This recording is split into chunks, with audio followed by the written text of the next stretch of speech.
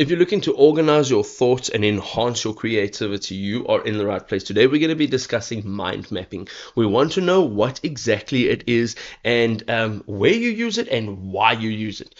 So let's get into it. So first of all, what is mind mapping?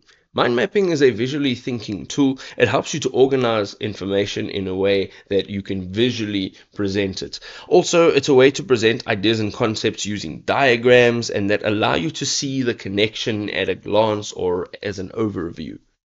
You can think of it as brainstorming that transforms your thoughts into a visual representation. It's kind of like mind reading, but you put it down on paper or in a digital format.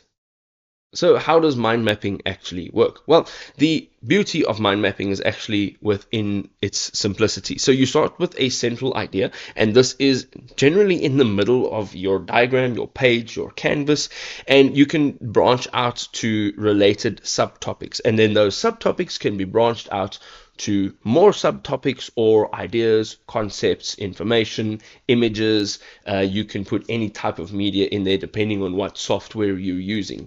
The result?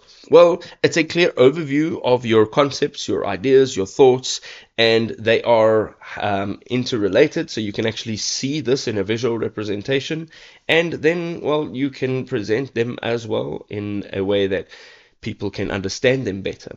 4 benefits of mind mapping.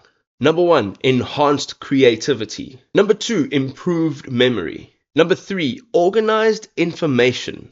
Number 4, a collaborative tool. Now, if you want to go ahead and explore some of the tools that you can use for mind mapping, go ahead and check out our channel. We've got tons of awesome videos on the topic. And if you enjoyed this one, drop us a like and we'll see you next time.